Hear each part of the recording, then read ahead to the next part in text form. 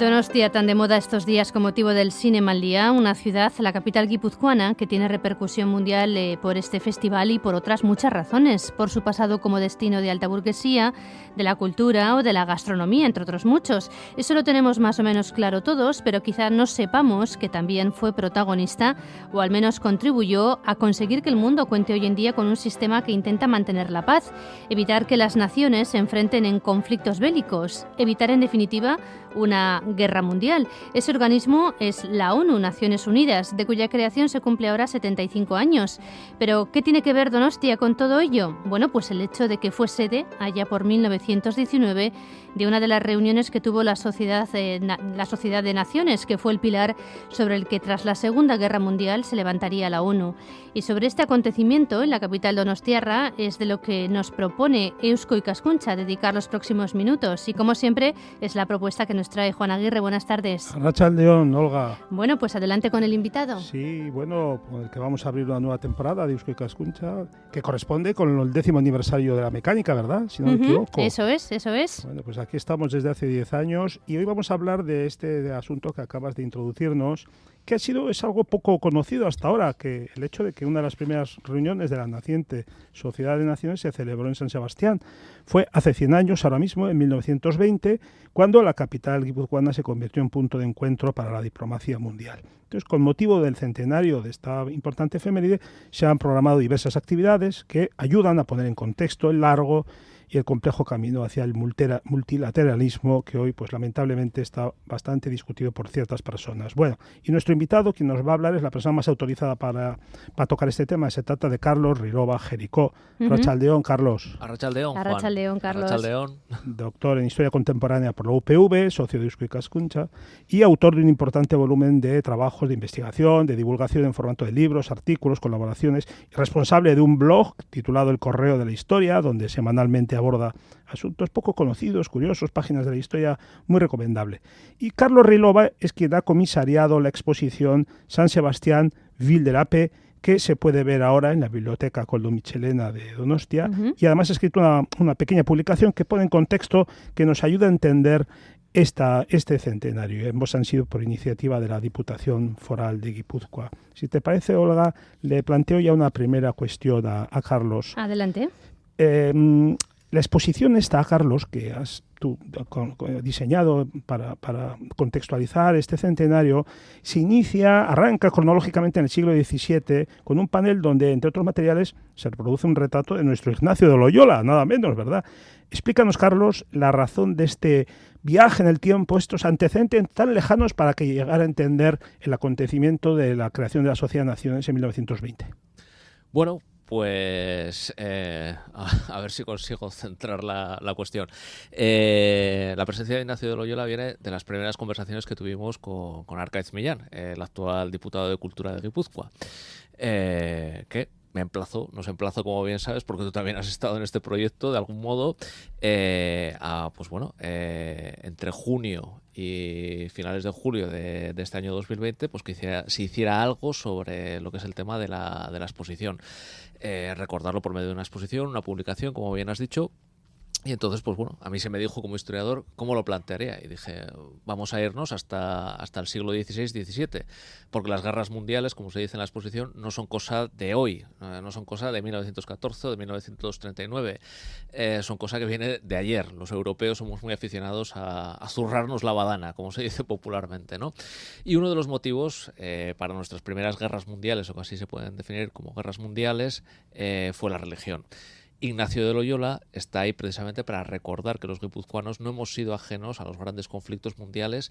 No diré que los provocase nuestro ilustre Azpeitierra, pero bueno, hay que reconocer que el catolicismo de combate, el catolicismo de contrarreforma, fue cosa suya y de sus ejercicios espirituales, y que mucha gente fue a los campos de batalla en el siglo XVII pues pensando en defender las ideas que Gure Ignacio, Gure Patro Yandia, nuestro gran patrón guipuzcoano y vizcaíno, que Vizcaya también lo celebra, pues había puesto sobre el tapete y había dicho que Dios lo quiere y por lo tanto pues había que ir a la guerra. Del otro lado, también tenemos a Juan Calvino en la exposición, y está ahí por la misma razón. Desde Ginebra, que luego será la sede de la Sociedad de Naciones, Juan Calvino, el reformador Juan Calvino, pues creó algo análogo a lo que había creado nuestro Azpeitierra, otros ejercicios espirituales, en este caso protestantes, y que movilizaron a otra parte de Europa en contra de otra parte de Europa. Esa es la razón por la que está ahí. Bueno, la diferencia entre las anteriores guerras y la de 1914 a 1918, la que se conoce como la Gran Guerra, fue el grado de destrucción al que se llegó por las nuevas tecnologías, ¿no? Por la aviación, las armas químicas, los blindados, la artillería pesada. ¿En qué medida todos los movimientos para la paz de los años 20 están fundamentados un poco en ese desarrollo, ¿no? tecnológico, esa industrialización de la guerra que tal crueles efectos causó? Pues te diré, Olga, que totalmente. O sea, la respuesta corta sería totalmente. Se ha contemplado en la exposición, y quienes vayan a verla lo podrán ver, cómo la maquinaria de destrucción lo desborda todo. Tenemos que tener en cuenta que la generación que va a morir en las trincheras se había criado con las novelas de Julio Verne. En las novelas de Julio Verne se esperaba, pues no sé, viajes en globo, la vuelta al mundo en 80 días, etcétera, etcétera. Ya había en algunas de las novelas de Verne, como Roure el Conquistador, una ligera amenaza de que toda esa tecnología, de que toda esa ciencia en la que creían como si fuera una nueva religión, podía ser algo siniestro, podía ser algo letal. Pero en general, bueno, el mundo de Verne es idílico, ¿no? Y en general las expectativas que tiene la Europa de la Belle Époque pues son, todavía lo podemos ver en Donosti, ¿no? Es esa ciudad bombonera con esas grandes construcciones que parecen tartas de boda, es todo maravilloso, la raza blanca domina el mundo, va a ilustrar al resto de los pueblos del mundo, etcétera, etcétera, y todo gracias a la ciencia, al positivismo, ¿no? Cuando llegan a las trincheras descubren que toda esa ciencia de los viajes en globo, de los 80 días para dar la vuelta al mundo, etcétera, etcétera, se ha convertido pues en una auténtica bestia letal y asesina. Se mata gente, lo habréis visto en las películas de la Primera Guerra Mundial. No exageran en absoluto. Caballo de batalla, por ejemplo, Senderos de Gloria, o la más reciente 1917. Eso que veis ahí, un paisaje postapocalíptico de muertos sin enterrar, máquinas reventadas, cadáveres de caballos reventados, hombres muertos colgados en las alambradas, aviones que se estampan contra la tierra después de ametrallar a los soldados en las trincheras. Pues todo eso es cierto, y la gente dice, bueno, esto es lo que nos ha traído la ciencia. Están absolutamente horrorizados. Nadie quería, salvo los fascistas y los nazis, que no son una buena recomendación, una nueva guerra en 1939. Y precisamente una de las razones era esa. Y la Sociedad de Naciones se crea precisamente pues ante el trauma de descubrir que el futuro era más negro de lo que se había creído. Sí, esa es la idea que está detrás del nacimiento de la emergencia de la Sociedad de Naciones a partir del final de la Primera Guerra Mundial. ¿Quiénes fueron sus impulsores? ¿A quién podemos situar como protagonistas de esta nueva institución internacional? La primera en su género, ciertamente, ¿no? Sí, se podría decir. Hombre, si tenemos en cuenta los tratados de Westfalia, ya son una especie, de 1648, son una especie como de avanzada. Pero sin institucionalizar. ¿No? Sin institucionalizar, efectivamente. Eso también se contempla en la exposición. Todo el siglo XVIII y todo el siglo XIX son siglos de diplomacia secreta, guerras en las que se mata gente, bueno, pues con un simple chasquear de los dedos. Ciertamente, claro, en 1919 hay un cambio total con respecto a esto. El impulsor es nada menos que Woodrow Wilson, el presidente de los Estados Unidos. También aparece contemplado en la exposición, junto con su rival en las elecciones de 1916, Hughes. Y es un hombre muy controvertido porque entró en la presidencia jurando y perjurando que no iba a haber guerra, que Estados Unidos no iba a entrar en guerra. Luego sí entró en guerra. Bien que se lo recordaron los socialistas norteamericanos como John Reed, por ejemplo, ¿no? Bueno, Wilson pues era un hombre de ideas ilustradas, avanzadas, etcétera, etcétera. Entró en la guerra porque creía que había que defender las ideas liberales, democráticas en Europa, porque si triunfaban en Europa se iban a imponer al resto del mundo pues las ideas de los imperios centrales, absolutistas, retrógradas y demás. Y bueno, pues con ese bagaje ideológico, con ese bagaje político, Wilson propone en 1919, y ya incluso antes de que haya terminado la guerra, en 1918, ya estaba proponiendo que se crease esta institución para evitar a futuro pues las veleidades del zar de Rusia, las veleidades del Kaiser Guillermo II, que eran primos además, y pues la inmensa matanza que estaba a la vista de todo el mundo, ¿no? Fue así la cosa. Pero aún así Estados Unidos se quedó al margen de la Sociedad de Naciones.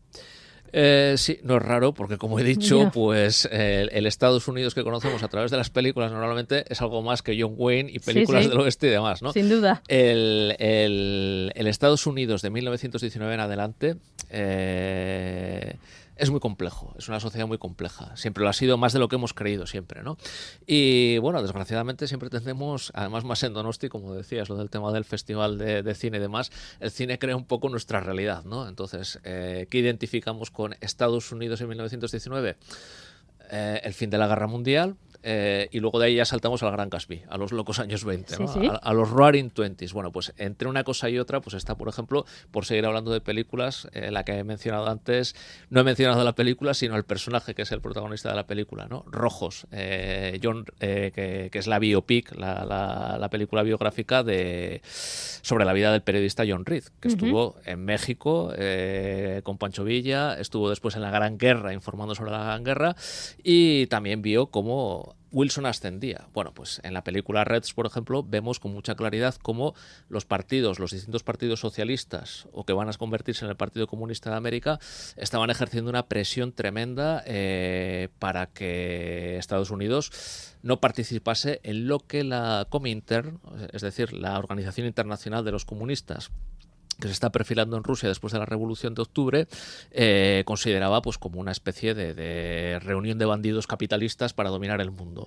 Eso por un lado. Por otro lado estaban los conservadores, la gente de derechas, vamos a decirlo así, que tampoco querían saber nada de Europa. Estados Unidos ha sido tradicionalmente aislacionista durante el siglo XIX, en gran parte, hasta 1898, y meterle en guerra a Estados Unidos costó muchísimo. La campaña de propaganda que tiene que hacer Wilson para que la gente se convenza de que hay que ir a combatir a Europa fue durísima.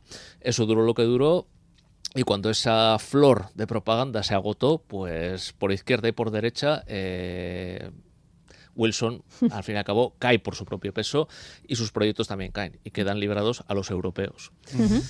Entre otros materiales interesantes que reproduces en esta pequeña publicación, en este pequeño libro que conmemora este centenario, has reproducido, que lo cual le hace muy rico y muy interesante, crónicas de prensa de aquella época, de los periodistas o los cronistas que estaban destinados a San Sebastián, a la reunión de 1920. Y me ha llamado la atención que en una de ellas un periodista madrileño afirmaba que la idea de una sociedad de naciones era una ilusión, dice, que solo compartían un puñado de vegetarianos y esperantistas. ¿Hasta qué punto, Carlos, esto era cierto? ¿Realmente era un proyecto de élites ilustradas? En gran parte sí.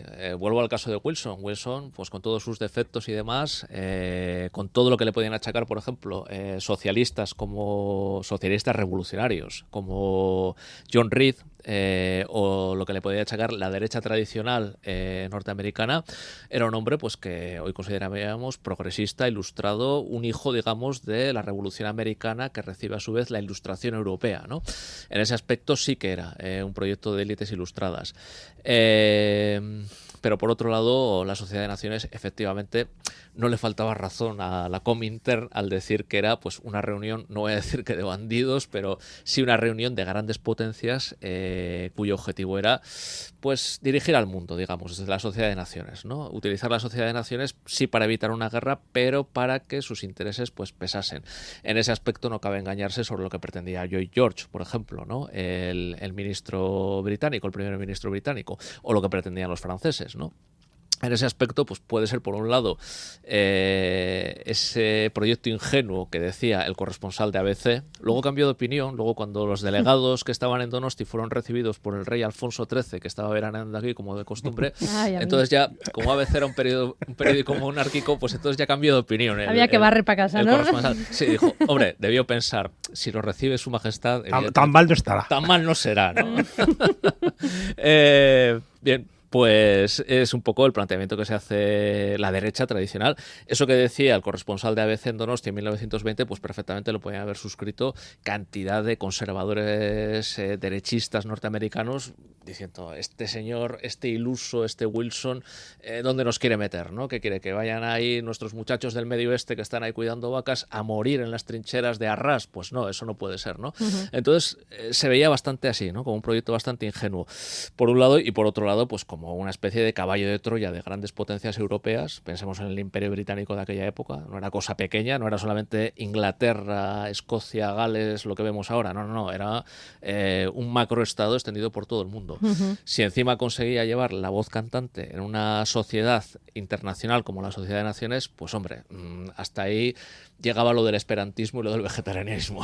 Era otra cosa lo que se planteaba, ¿no? Esa es un poco la maldición que tiene la Sociedad de Naciones desde que nace, ¿no? Esas dos fuerzas contrarias que tiran de ella. Bueno, vamos a San Sebastián porque tenemos las sesiones fundacionales de París, Londres y Roma, pero en un momento determinado el Consejo de Sociedades de Naciones en 1920 decide escoger San Sebastián para celebrar la ronda de verano de ese año, de 1920. ¿Por qué? Hombre, es una pregunta fácil. y de ello dan buena cuenta una de las vitrinas que están expuestas ahora mismo en el Condo Michelena, concretamente la cuarta, la que, digamos, tuerce, son 5 vitrinas, ¿no? Pues la cuarta es, digamos, el eje de torsión de la pequeña exposición. Y, bueno, ahí está expuesto únicamente material del Archivo General de Guipúzcoa, ¿no? Que ha sido amablemente cedido, a través de Diputación, obviamente. Y ahí aparece, pues, todas las razones que justifican que Donosti, en aquel verano, fuera la sede de este 7º Consejo de la Sociedad de Naciones.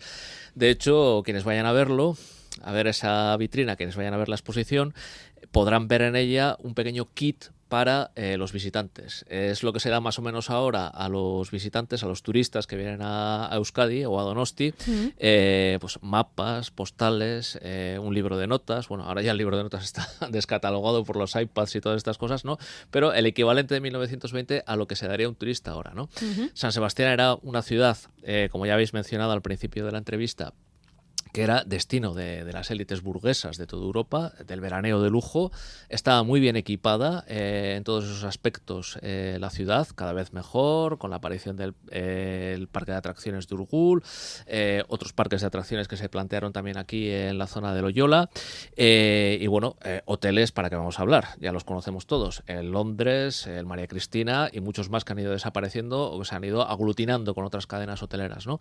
Entonces, pues bueno, era muy conocido, a gente como, por ejemplo, Balfour, que es el delegado británico, pues no se le hacía nada raro. Además estaban en su salsa, como se podría decir así, por expresarlo de manera coloquial, ¿no? Hay una foto, por ejemplo, cedida por el Archivo General en la que se ve a Balfour, al futuro Lord Balfour, que es el delegado británico para esta reunión, jugando al tenis, ¿no? Al lawn tenis, como se decía entonces. Y tenía muchas legaciones consulares, muchas legaciones consulares, estaba perfectamente comunicada en la frontera, tenía muchos datos a su favor, ¿verdad? Sí. Es la cuestión. Y tenía ese equipamiento incluso deportivo que disfrutaron delegados como Lord Balfour. Con un prestigio, etcétera. En estas reuniones de San Sebastián, Carlos, se habló también, además de diplomacia, de guerra, de política, se habló de la necesidad de organizar una sociedad internacional de higiene que, bueno, al correr de los años, pues fructificará en la actual Organización Mundial de la Salud. Claro, pues que es que hace 100 años el mundo estaba un poco como ahora. Ahora es la pandemia del virus, entonces era la mal llamada gripe española. ¿Esto había antecedentes respecto a esta posibilidad de organizar algo internacional en torno a la salud, o era una idea verdaderamente novedosa? Era novedosa. Había determinadas convenciones internacionales, pues por ejemplo la bandera amarilla indicaba epidemia, eso era el lenguaje internacional, todo el mundo sabía que en algún puerto si se levantaba bandera amarilla eso indicaba que había epidemia, ¿no? Pero lo que es la sistematización de una organización que se encargase de los asuntos de salud a nivel mundial venía en el pack, por así decir, de crear una organización internacional para tratar globalmente a nivel planetario los asuntos, ya fuesen los políticos, ya fuesen los militares y en este caso pues también los sanitarios. Era algo completamente bastante novedoso, bastante novedoso. Los tratados de Locarno de 1925, hablemos de ellos porque han pasado a la historia como, bueno, pues la principal realización, el principal hito, ¿no?, de la Sociedad de Naciones. ¿Qué significado tuvieron? Pues sencillamente constatar que la Sociedad de Naciones no iba por muy buen camino, ¿no? La Sociedad de Naciones, bueno, pues le salió bastante bien lo de los tratados de Locarno, ya lo explico en esta pequeña publicación anexa, digamos, a lo que fue a lo que ha sido la exposición, a lo que fue el proyecto de la exposición, que se sugirió primero por el actual delegado del gobierno en Euskadi, Denis Itxaso, y de ahí pasó el proyecto, digamos, lo heredó Arkaitz Millán, ¿no? Que por cierto también es historiador, nuestro diputado de Cultura, que se sepa. Bueno, Locarno, sencillamente, en 1925, pues es el canto del cisne de la Sociedad de Naciones. Consigue imponer, incluso ya con Mussolini subido al caballo, con una potencia fascista metida en el flanco de Europa, fascista que evidentemente hace de la guerra el credo, ¿no? Credire, obedire, etcétera, etcétera, creer, obedecer al duce para ir a la guerra, guerra colonial sobre todo hasta ese momento, ¿no? Pero guerra en general, lo que identifica al fascismo es eso, el culto a la guerra. Bueno, pues aún así todo, la Sociedad de Naciones consigue imponer el criterio de que es la ley la que tiene que regir las relaciones internacionales y no la guerra. Pero la cosa dura, pues pocos años, vamos a decir, ¿no? Entonces, pues bueno, Locarno es a un mismo tiempo el símbolo de que la Sociedad de Naciones podía haber funcionado y también, pues, el signo de que iba a fracasar. No obstante, Carlos, las relaciones franco-alemanas, que había sido siempre la piedra de toque de las guerras, pues desde la segunda mitad del siglo XIX, mejoraron enormemente a partir de Locarno. Fue a partir simplemente de la llegada o a través de la llegada de los nazis al poder cuando se desmorona todo eso. Es decir, sí había semillas plantadas para que hubieran podido fructificar en otra dirección, ¿no? Sí, podrían haber fructificado de haber conseguido la Sociedad de Naciones el problema que siempre tenemos, el factor económico de la ecuación. Cuando los bolcheviques decían que era una reunión de bandidos capitalistas para apoderarse del mundo. Bueno, John Reed en su ingenuidad hablaba de los Estados Unidos del mundo. Algún día... Muy kantiano él. Sí, y bajo bandera roja, por supuesto. Claro, por ¿no? supuesto. Pero claro, es que la variable económica, de eso no se había hecho cargo la Sociedad de Naciones. Cuando llegó la crisis mundial de 1929 por el propio funcionamiento de los países capitalistas que apoyaban la creación de la Sociedad de Naciones, el caso del Imperio Británico, por ejemplo, que muy socialista no era, esa es la verdad, pues entonces, claro, colapsa el sistema económico a nivel mundial, la Sociedad de Naciones no tenía nada previsto a ese respecto y, como suelo decir yo, en una frase quizás un tanto abrupta, pero creo que describe bastante bien la situación de Europa en aquella época. Cuando se deja de comer caliente al tercer día, ya cualquier cosa parece razonable. Incluso Hitler, ¿no? Pues ahí vino todo. Bueno, pues llega lo que no tenía que llegar, lo que la Sociedad de Naciones buscaba impedir, pero no lo consiguió, como nos has explicado. Está ya la Segunda Guerra Mundial en el 39. Ahora podemos celebrar esos 75 años de la ONU, pero ¿con qué nos tenemos que quedar? Después de todos estos años, con esta evolución de la ONU, con su papel, con los retos que tiene que enfrentar en el futuro y cómo están las cosas hoy en día, el mundo, ¿no? ¿Cuál es el papel real que tiene la ONU? Bueno, pues no sé cuál es la valoración global, que sacamos el limpio de todo esto. Volvemos en noviembre después de las elecciones. Por eso lo decía. Claro, Estados Unidos. Después del primer martes de noviembre. Efectivamente. Que lo puede cambiar todo otra vez, O el ¿no? día de Donosti, podemos hacerlo, porque es el día que jura el presidente Sí, electo. el 20 de enero, sí. Ya ves que compartimos con la primera potencia mundial, o la que lo ha sido hasta ahora, pues, Sí. pues cosas, los donostierras, ¿no? Bueno, yo la verdad es que ahí también pues utilizo una especie de frase medio sarcástica, medio certera, supongo, y es la de que la ONU ha durado aproximadamente pues unos 80 años, 75 en realidad, ¿no? Y eso con respecto a lo que duró la Sociedad de Naciones, pues ya no es pequeño mérito histórico, como digo en la publicación anexa a la exposición, ¿no? Desde luego ha durado más, ha conseguido mayores éxitos que solamente conseguir un Locarno, que no fue pequeño éxito, como bien decía Juan, pues hombre, las relaciones entre la República de Weimar y la República Francesa, las relaciones franco-alemanas, mejoraron mucho, ¿no? Eso es cierto. Luego ya, claro, llegó Hitler y lo dicho, cuando la gente elige a alguien como Hitler para que tome el poder, en 1933, así fue la cosa, ellos llegaron al poder mediante las urnas, pues ya es que cualquier cosa parece razonable. En el caso de la ONU, pues sí, hemos conseguido pues pasar la línea de sombra que diría Joseph Conrad, ¿no? de los 30 años. Parece que funciona mejor, parece que es más estable, no se le hace mucho caso. Muchas veces sus intervenciones de tropas de cascos azules han estado ensombrecidas pues, por una serie de cuestiones bastante escabrosas. Por otro lado, se han mostrado ineficaces, la OTAN ha tenido que intervenir para respaldarlos, etcétera, etcétera. Pero bueno, si comparamos la experiencia de la Sociedad de Naciones, brillante en su momento, evidentemente es una página brillante de la historia de la humanidad, con la de la ONU, pues la ONU, la verdad es que va ganando por puntos, ¿no? Como se suele decir. El gran problema que yo veo, pues el mismo que os comento con respecto a la cuestión de la Sociedad de Naciones. Las cuestiones económicas están sin resolver a nivel mundial. Hay unos desequilibrios regionales entre países, etcétera, etcétera, en las cuestiones económicas que ya habéis visto desde el año 73 en adelante. Hay gente que habla recesión, va a haber una crisis, y dices, pero no es la misma de antes, la que empezó en el año 73, ¿no? Con la crisis del petróleo famosa. Desde entonces, pues el mundo, en el 73 todavía parecía como que las cosas a nivel económico se iban a arreglar. Del 73 en adelante todo ha sido pues una serie de probar fórmulas económicas, etcétera, etcétera.